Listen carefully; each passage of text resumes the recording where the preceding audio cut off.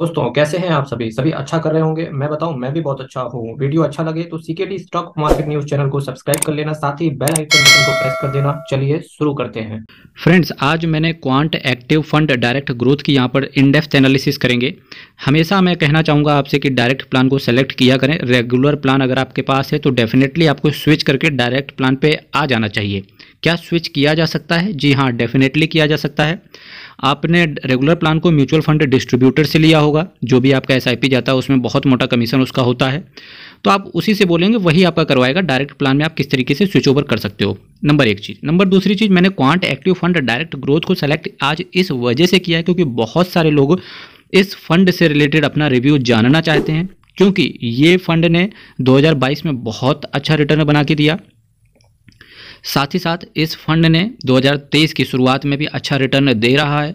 अब लोगों के अंदर एक डाउट पर्टिकुलर बनना भी चाहिए और आ भी रहा है कि क्या यही कंटिन्यूटी 2023, 24, 25 में भी रहेगी, ना केवल 25 में बल्कि आने वाले 10 से 15 सालों में रहेगी। इस वजह से इस फंड का मैं रिव्यू कर रहा हूँ, प्लस हर 3 महीने में भी मैं रिव्यू करता रहूँगा।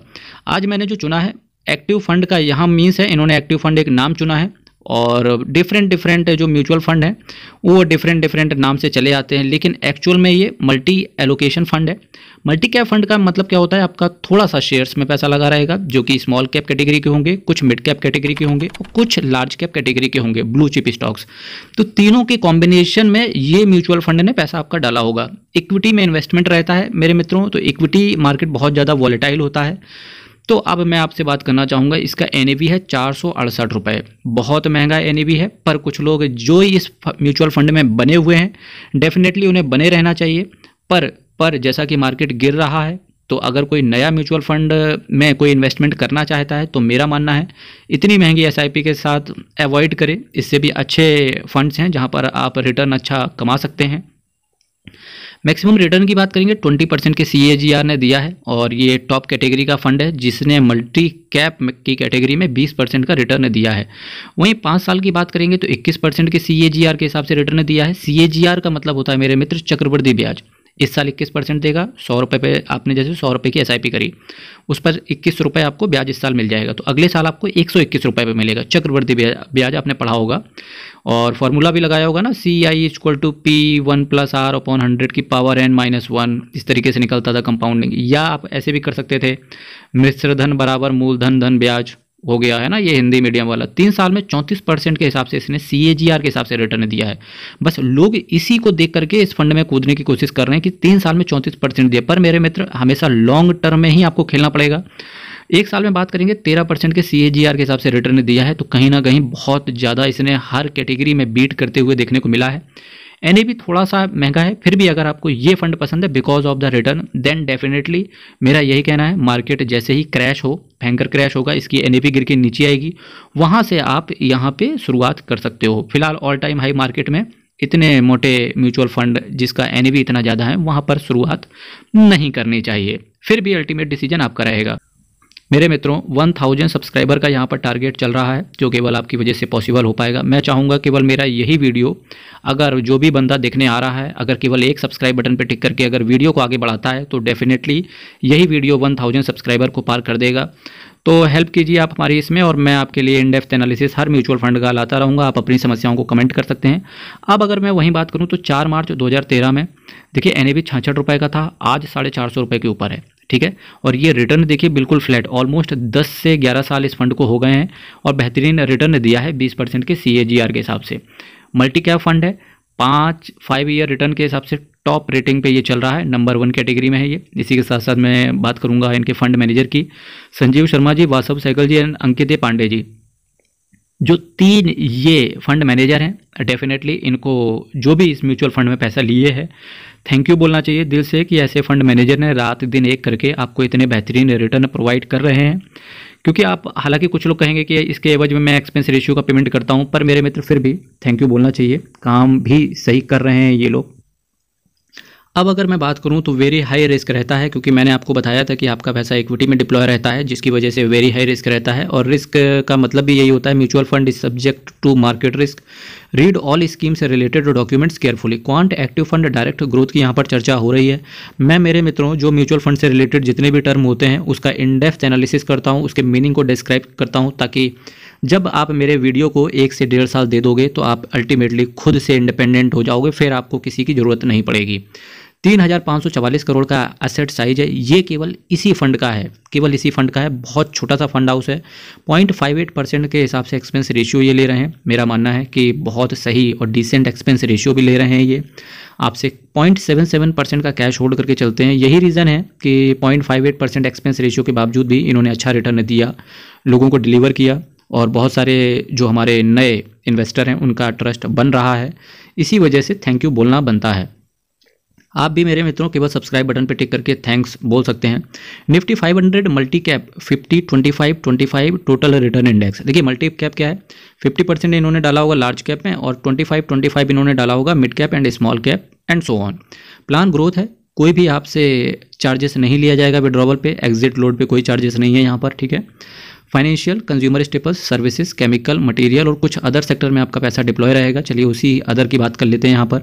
Health care, construction, metal and mining. देखिए मेटल में आपकी नज़र वेदांता पर होनी चाहिए डेफिनेटली। Communication, energy, textile. देखिए केमिकल और टेक्सटाइल पर आपकी नज़र 2023 में होनी चाहिए, क्योंकि हो सकता है ये कुछ अच्छा करके दिखा पाए। लेकिन अभी तक के मैं आज की डेट तक बात करूँ तो केमिकल और टेक्सटाइल इंडस्ट्री दोनों ही प्रेशर में दिख रही हैं, चाहे फिर वो विनियल केमिकल हो, चाहे वो क्लीन साइंस ही क्यों ना हो, सभी प्रेशर में हैं, ठीक है। और टेक्सटाइल की अगर मैं बात करूँ, केपीआर मिल्स हो गया, वर्धमान टेक्सटाइल हो जाए, या ट्राइडेंट लिमिटेड सबका चहेता, ठीक है, और कोई रिटर्न नहीं दे रहा है, फिर भी आपकी नज़र होनी चाहिए। Automobile, capital goods, insurance, technology, ये कुछ सेक्टर हैं जहाँ पर आपका पैसा रहता है। अब मैं बात करना चाहूँगा आपके सामने उन शेयर्स की जहाँ पर आपका पैसा रहता है। मेरे मित्रों इससे पहले आपको एक चीज़ समझनी पड़ेगी, जितने भी मैं अभी आपको स्टॉक्स दिखाने वाला हूँ, अगर आप इंडिविजुअली स्टॉक मार्केट में इन्वेस्टमेंट करते हैं तो इसके अगर आधे स्टॉक अगर आपके पोर्टफोलियो में पड़े हुए हैं अलग से इंडिविजुअल तौर पर, तो डेफिनेटली आप इस फंड को अवॉइड करना चाहिए। क्यों? देखिए अगर स्टॉक मार्केट गिरेगा तो आपका फंड भी गिरेगा और कहीं ना कहीं ये म्यूचुअल फंड भी गिरेगा। तो इसी वजह से सेलेक्ट करना ये बनता है कि आप अलग अलग ऐसे शेयर्स लो जो आपके, जो जैसे आप स्टॉक्स में आप इंडिविजुअल मतलब अलग अलग स्टॉक्स में इन्वेस्ट करते हैं, तो आप स्टॉक्स में जो स्टॉक हैं और जो ये जो मैं आपको दिखाने वाला हूँ ये सेम नहीं होने चाहिए। 2-4 की बात अलग है, पर उसका रेशियो ना 50% से ज़्यादा नहीं होना चाहिए, क्योंकि फिर वो दोनों चीज़ें आप कहीं ना कहीं गड़बड़ा जाएंगी, ठीक है। ITC limited, Ambuja cement, state bank of India, Adani port, IRB infrastructure और कुछ अदर। अडानी से रिलेटेड बहुत सारी अफवाहें उड़ाई जा रही हैं, पर मेरे मित्र मेरा मानना है आप उन अफवाहों से पड़ना मत चक्कर में। अगर आपको रिटर्न बन रहा है तो डेफिनेटली टिके रहना, और अगर आप इन्वेस्टमेंट करने का सोचते हैं तो सही टाइम और सही फाइनेंशियल एडवाइज़र से संपर्क करने के बाद में ही इन्वेस्ट करना, ठीक है। पंजाब नेशनल बैंक में आपका पैसा रहता है। पंजाब नेशनल बैंक ने 2022 में बहुत अच्छा रिटर्न दिया। क्या पंजाब नेशनल बैंक 60 रुपये जा सकता है? डेफिनेटली जा सकता है, कोई दिक्कत वाली बात है नहीं। आईआरबी इंफ्रास्ट्रक्चर, पतंजलि फूड हो गया, अडानी विलमार हो गया। बहुत ये मोनोपोली, अडानी विलमार आपको पता होगा फॉर्चून ब्रांड से आता है, पतंजलि इनका न्यूट्रिला ब्रांड से आता है। तो दोनों ही अलग अलग कैटेगरी में अलग अलग महत्व रखते हैं। Kotak Mahindra bank, Linde India, Fortis health care, Reliance industries, union Bank of India. मैं सोच रहा था यूएनओ मिंडा, पर वो नहीं है, यूनियन बैंक ऑफ इंडिया है। Bank of Baroda, Escort, Kubota, HDFC bank. देखिए हर म्यूचुअल फंड ने एचडीएफसी बैंक को जरूर ले रखा है, ठीक है। तो आपकी नज़र इंडिविजुअल तौर पे एचडीएफसी बैंक पर होनी चाहिए, क्योंकि अब एचडीएफसी बैंक के लिए मेक और ब्रेक है, या तो ये खत्म हो जाएगा या बहुत ऊपर जाएगा। देखते हैं किस तरीके से मार्केट करवट लेता है, किस तरफ ऊँट बैठेगा। एगिस लॉजिस्टिक्स, अनुपम रसायन, Bikaji foods, RBL bank, Gokuldas export, Tata communication, Himachal futuristic, CRISIL, easy trip planners, Macrotech developers, Cummins India, strides pharma, UPL, Hindalco, just dial, Hindustan copper, Abbott India, Indian pesticides, life insurance corporation of India. LIC से बहुत सारे लोगों को उम्मीदें होंगी, पर डेफिनेटली मैं बताऊं यार, मेरे को आईपीओ से ही एलआईसी के अंदर इंटरेस्ट था ही नहीं। Tata coffee, Stylam industries, Jindal steel, Sahyog, Multibase, Bharatiya Airtel, Indian hotels, network 18, others, EID Parry, India cement, Oracle financial, Piramal enterprise, Piramal pharma. अब जो ये आपको 2 पीरामल दिख रहे हैं ना, ये दोनों ही आज से 1-1.5 साल पहले एक ही कंपनी थी, पर ये डीमर्ज हो गई, जिसकी वजह से यहाँ पर ये आपको अलग अलग कंपनियां देखने को मिल रही हैं, Rossell India, Jindal stainless, Arvind limited. ठीक है, यहाँ से ये कंपनी खत्म होती है। ठीक है, अब देखो दो चीज़ें मैंने आपको क्या बताया कि अगर आप इंडिविजुअल स्टॉक्स में इन्वेस्ट करते हैं तो इसके जितने भी मैंने आपको स्टॉक दिखाए इसका 50% वहाँ नहीं होना चाहिए, क्योंकि फिर आप दूसरे फंड में चले जाओगे, नहीं क्योंकि अगर मार्केट गिरेगा तो दोनों ही जगह ही नुकसान होगा। ठीक है, और दूसरी चीज़ आपकी ये होना चाहिए कि कोई बंदे अगर अच्छे स्टॉक्स ढूंढते हैं कि बेस्ट शेयर्स कौन से हैं मार्केट के अंदर, तो देखो इतने अच्छे फंड मैनेजर ने इतने अच्छे स्टॉक्स को सेलेक्ट कर रखा है, यहीं से एक अपने लिए एक अच्छा स्टॉक्स निकाल के उस पर स्टडी कर सकते हैं। ठीक है, किसी की भी ज़रूरत पड़ती नहीं है। ठीक है, और ये कुछ मैं आपको और चीज़ें बताना चाहूँगा यहाँ पर कि मैक्सिमम रिटर्न से रिलेटेड मैं कुछ आपको और बेहतरीन से म्यूचुअल फंड से दिखाना चाहूँगा कि अगर आप अगर आप क्वांट में इन्वेस्टमेंट नहीं करना चाहते हैं। ठीक है, या आपका बाय डिफ़ॉल्ट कि जो क्वांट में स्टॉक्स पड़े हुए हैं उसके ऑलरेडी आपके पास अलग अलग स्टॉक करके 50 से ज़्यादा स्टॉक मतलब 50% से ज़्यादा पड़ा हुआ है। तो देखिए इन्वेस्को इंडिया एक ऐसा मल्टी कैप फंड है जिसने 17.56% के हिसाब से आपको रिटर्न बना के दिया है। Mahindra Manu life multi cap बढ़त योजना डायरेक्ट ग्रोथ ने भी 15% के CAGR के हिसाब से इसने रिटर्न दिया है। मिनिमम 500 रुपये से आप यहाँ पर SIP कर सकते हो।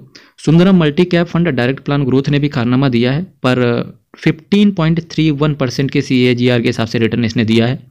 और सुंदरम के अंदर आप मिनिमम 100 रुपये से भी इन्वेस्टमेंट कर सकते हो। अगर कोई स्टूडेंट है तो डेफिनेटली ऐसे स्टॉक्स में उसे इन्वेस्ट कर देना चाहिए फॉर द सेफ्टी साइड। फिर भी 1000 बार सोचें और पूरा इन डेप्थ एनालिसिस 4-5 बार देखिए, इसके बाद मूड बनाएं।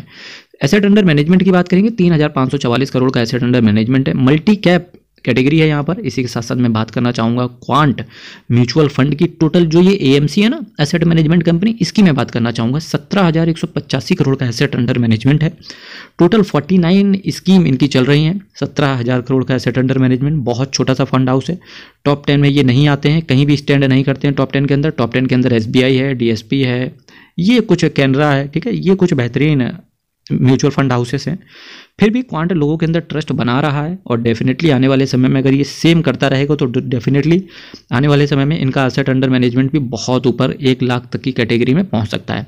होप सो कि ऐसा ही हो आने वाले 5 से 10 साल में। फिर भी देखेंगे कि इन्वेस्टर को किस तरीके से ये फंड रिटर्न देता है और इन्वेस्टर किस तरीके से इस फंड के ऊपर ट्रस्ट बनाते हुए देखने को मिलता है। ठीक है, आज यहीं पर चर्चा हम विराम देंगे। मेरे मित्रों, 1000 सब्सक्राइबर की जो ये दीवार खड़ी है, केवल एक सब्सक्राइब बटन पर टिक करके इसको आप गिरा सकते हैं और करना चाहिए ऐसा। तो कल फिर मिलेंगे आपके साथ सेम टाइम सेम चैनल एक नए म्यूचुअल फंड के साथ। तब तक के लिए बहुत बहुत धन्यवाद। ख्याल रखें। भारत माता की जय।